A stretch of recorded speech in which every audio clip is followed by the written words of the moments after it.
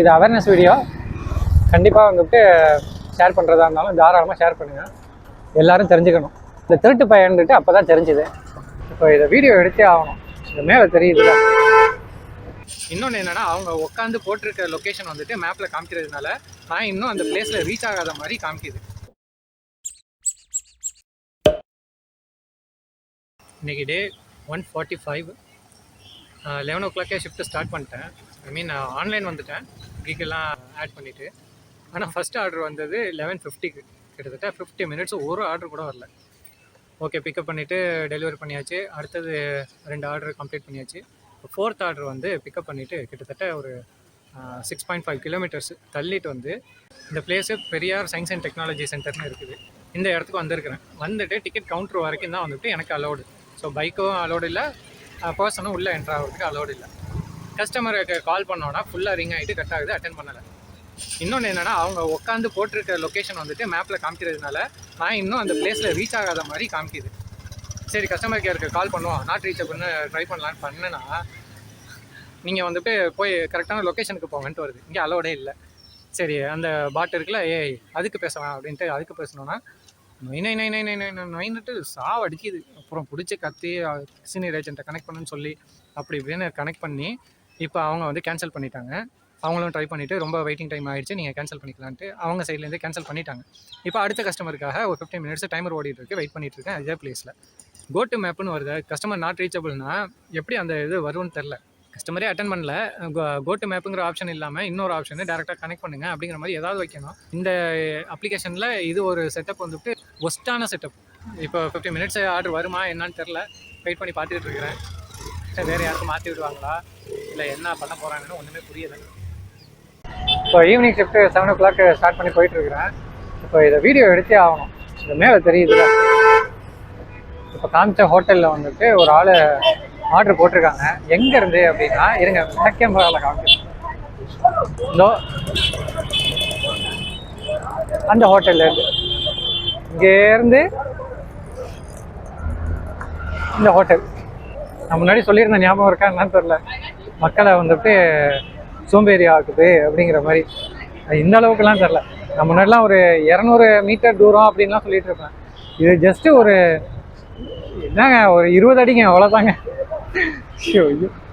இந்த ரெஸ்டாரண்ட்டு உள்ளுக்குள்ளே ஒரு கிச்சன் மாதிரி வச்சுக்கிட்டு பண்ணிகிட்டு இருக்கானுங்க. இவன் தான் போன தடவை ஒரு பிரச்சனை பண்ணது. கிட்டத்தட்ட 1 மணி நேரம் ஆக்கலாம் செஞ்சு முடிக்கிறதுக்கு. இப்போது மணி நைட்டு 10:20 ஆகுது. இப்போ தான் ரெடி பண்ணிகிட்ருக்கான். என்ன பான் மசாலா அதை ப்ரிப்பேர் பண்ணிகிட்ருக்கானுங்க. இவ்வளோ நேரம். இது எவ்வளோ நேரம் எடுக்க போகுதுன்னு தெரியல. பெரிய டென்ஷனாக ஆகும். இப்போது 19th ஆர்டர் அதை கம்ப்ளீட் பண்ணிவிட்டு அந்த பிளேஸில் அடுத்த ஆர்டருக்காக நின்றுட்டு இருந்தேன். ஓகேவா? அந்த டைமில் வந்து இது அவேர்னஸ் வீடியோ கண்டிப்பாக வந்துட்டு ஷேர் பண்ணுறதா இருந்தாலும் தாராளமாக ஷேர் பண்ணுங்கள். எல்லோரும் தெரிஞ்சுக்கணும். ஓகேவா? நின்றுட்டு இருந்தேன். அப்போ 2 பசங்க வந்தாங்க. செகண்ட் பைக்கில் வந்தாங்க. அதில் பின்னாடி இருக்கிறவங்க வந்துட்டு இறங்கிட்டு உடனே ப்ரோ ஒரு 500 ஜிபே பண்ணுறேன், எனக்கு கேஷை கையில் கிடைக்குமா அப்படின்னா. ஆனால் எனக்கும் வந்துட்டு ஜிபேயில் அமௌண்ட்டு தேவைப்பட்டுச்சு. அவன் வந்து இறங்கின தோரணை எல்லாத்தையும் பார்த்தோன்னா ஒரு டவுட்டு இருந்தது எனக்கு. இருந்தாலுமே சரி, அப்பியரன்ஸை பார்த்துட்டு நம்ம முடிவு பண்ணிடக்கூடாதுல்ல. சரி, நல்லது தான், அனுப்பிவிடுப்பா அப்படின்ட்டு நான் ஜிபே ஓப்பன் பண்ணிவிட்டு ஸ்கேனரை காமிக்கிறேன். அவன் வந்து ஸ்கேன் பண்ணுறான். ஃபஸ்ட்டு ஒரு ஆப்பை வச்சுட்டு அது ஸ்கேன் ஆகலை. அப்புறமா திரும்ப ஜிபே ஓப்பன் பண்ணிவிட்டு ஸ்கேன் பண்ணால் ஆகிடுச்சு. அப்புறம் கரெக்டாக வந்து என்னோடய நேம் அதில் டிஸ்பிளே ஆனது. ஓகே, 500 போட்டு விட்டான். அமௌண்ட்டு சென்ட் பண்ணுறான். சென்ட் ஆகிடுச்சு ப்ரோ. அப்புறம் காமிக்கிறான் டிஸ்பிளேயில், இந்த மாதிரி அமௌண்ட் சென்ட் பண்ணிட்டேன் ப்ரோ அப்படின்ட்டு. சரிப்பா ஒரு நிமிஷம் ஏன் இதுலேயே செக் பண்ணிக்கிறேன் அப்படின்ட்டு ஓப்பன் பண்ணி செக் பண்ணுறேன். ரிசீவே ஆகலை. என்னடா இது, எனக்கு இன்னும் வரலையேப்பா அப்படின்னு. நான் அனுப்பிட்டேன் ப்ரோ அப்படின்னா. சரி, ஓப்பன் பண்ணிட்டு ஹிஸ்ட்ரியில் போய் செக் பண்ணி பார்த்தேன். அப்பவும் வரல. சரி, டேரெக்ட் பேங்கிங் ஆப்பே வந்துட்டு ஓப்பன் பண்ணி செக் பண்ணேன். சம்டைம் ஜிபேயில் எதுவும் ப்ராப்ளம் இருந்துச்சுன்னா வராதுல்ல. அதனால் பேங்கிங் ஆப்பை ஓப்பன் பண்ணிவிட்டு செக் பண்ணுவோம் அப்படின்ட்டு அதை ஓப்பன் பண்ணி செக் பண்ணுறேன். அப்பவும் வரல. அதான் அவள் சொன்னேன் அவன்கிட்ட, தம்பி இன்னும் வரலப்பா அப்படின்னுல. கரெக்டாக அந்த டைமில் எனக்கு 20th ஆர்டர் தான் கடைசி ஆர்டர். அதுவும் வந்துடுச்சு. வந்துட்டு நான் தம்பி எனக்கு ஆர்டர் வந்துடுச்சு, இப்போ என்ன பண்ணலாம் அப்படின்னோடனே சரி ப்ரோ விடுங்க பார்த்துக்கலாம் அப்படின்ட்டு நான் செக் பண்ணிக்கிறேன் அப்படின்னா. அப்போ அந்த ஃப்ரண்ட்டில் ஓட்டிகிட்டு வந்தான்ல அந்த பையன் என்ன பண்ணுறான், கேட்குறான் என்னாச்சுடா அப்படின்ட்டு. அவன் சொல்கிறான், என்ன இல்லைடா கொஞ்சம் முன்னாடி வந்துட்டு அனுப்பிட்டு அமௌண்ட்டு போணுச்சுல அதே மாதிரி போயிடுச்சு சரி ப்ரோ பரவாயில்ல அப்படின்னு. அப்போ அந்த திருட்டு பையன்ட்டு அப்போ தான் தெரிஞ்சுது. இப்போ கூட நீங்கள் கேட்கலாம், ஏன்னா அசால்ட்டாக டக்குன்னு திருட்டு பையன்ட்டு முடிவு பண்ணிட்டீங்க. திருட்டு பையன் தான் கன்ஃபார்மாக நான் சொல்லுவேன். ஏன்னா 500 ரூபா வந்துட்டு அந்த பட்டை அடிக்கப்பட வேண்டிய தருணத்தை எப்படியோ தடுத்தாச்சு. கொஞ்சமாவது அவேர்னஸ் இருந்தது. என்ன காரணம் அப்படின்னா, ஒரு 2 months பிஃபோர் வந்துட்டு ஒரு ரீல்ஸை பார்த்தேன். அது என்னன்னா, இதே மாதிரி ஒரு பையன் ஜிபேயில் அமௌண்ட் அனுப்புகிறவன் இந்த மாதிரி காசு கையில் கொடுங்க, காசு தரேன்ட்டு ஒரு காரில் உட்காந்துக்கிட்டு ஒரு ஆள்கிட்ட கேட்குறான். அந்த பையன் அந்த ஆள் வந்துட்டு சரி நல்லதுதான்ட்டு நம்பர் சொன்னோன்னா இந்த நம்பரா அப்படின்னு சொல்லிட்டு காமிச்சிட்டு நம்ம பேமெண்ட்டு போட்டுட்டேன் இந்த பாருங்க அப்படின்னு சொல்லிட்டு காமிக்கிறான். அவர் நல்லா பார்க்குறாரு. இவரோட நேம் வந்துட்டு அதில் டிஸ்பிளேல இல்லை, ஓகேவா? ஆனால் அமௌண்ட் அனுப்பியிருக்கிறேன், அவன் ஃப்ரெண்டு நம்பருக்கு அனுப்பியிருக்கிறான்.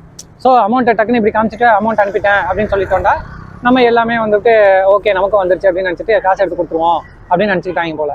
அப்போ அவ வந்துட்டு வீடியோ மாதிரி போட்டிருந்தாப்புல. அதை மாதிரி இருக்குமோ அப்படிங்கிற மாதிரி ஒரு எண்ணம். ஆனால் இப்போ வந்துட்டு டெக்னாலஜி கொஞ்சம் டெவலப் ஆகிருக்குது. அவன் காமிச்சது எல்லாமே என்னோட நேமு, 500 போட்டது எல்லாமே வந்துட்டு கரெக்டாக அமௌண்ட்டு போன மாதிரி காமிக்குது. அது என்ன மாதிரி அப்ளிகேஷன்லாம் அவனுங்க டவுன்லோட் பண்ணி வைக்கிறானுங்கன்னு தெரில. அது ப்ளே ஸ்டோரில் எப்படி அலோவ் பண்ணுறானுங்கன்னு தெரில. அது ஆனால் ஃபேக்காக பண்ணி வச்சுருக்கானுங்க. அது சொல்லணும்ல, எப்படி அவன் திருட்டு போயலாம் அப்படின்ட்டு சொல்லணுன்ட்டு.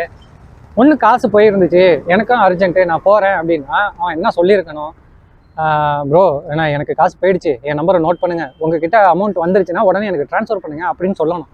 அப்படி சொல்லியிருந்தான்டா அவன் வந்துட்டு உண்மையானவன், கரெக்டாக சென்ட் பண்ணியிருக்கிறான் அப்படிங்கிற மாதிரி தான் அர்த்தம். அதெல்லாம் சொல்லவே இல்லையே.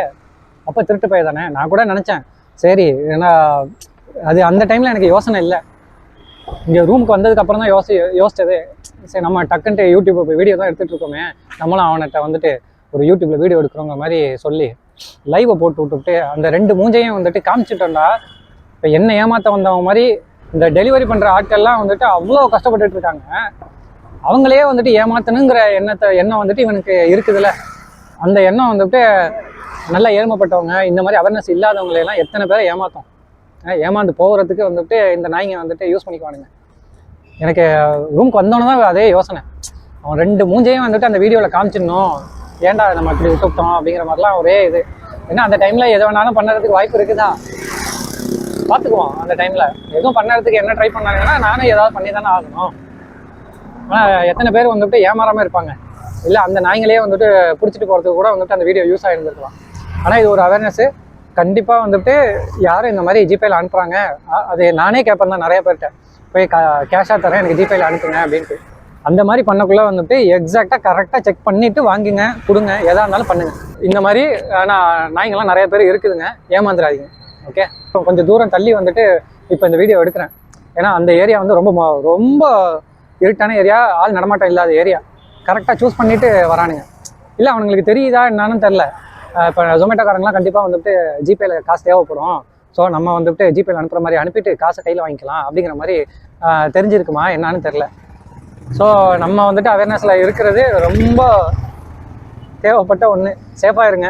யாரும் இந்த டெலிவரி பசங்க யாரும் பார்க்குறீங்க அப்படின்னா ஈஸியாலாம் வந்துட்டு இது பண்ணிட்டாங்க. ஹிஸ்ட்ரி செக் பண்ணுங்கள். அமௌண்ட் வரலைன்னா ஒன்றும் பிரச்சனை இல்லை, நம்பரை கொடுங்க, நான் இப்போ எப்போ எனக்கு வந்துச்சுனாலும் நான் திரும்ப அனுப்புகிறேன், என் நம்பரையும் நீங்கள் சேவ் பண்ணிங்கன்னு சொல்லிவிட்டு நம்பரை ஷேர் பண்ணிட்டு போயிட்டே இருங்க. இந்த நாய்களையெல்லாம் வந்துட்டு இப்படி தான் பண்ணணும். எனக்கு கண்ணா பண்ண திட்ட வருது. பொறுக்கி பய மாதிரி இருக்கிறான். என்ன நம்ம டக்குன்ட்டு முடிவு பண்ணிடக்கூடாதுல்ல, இவனை இப்படி தான் அப்படின்ட்டு.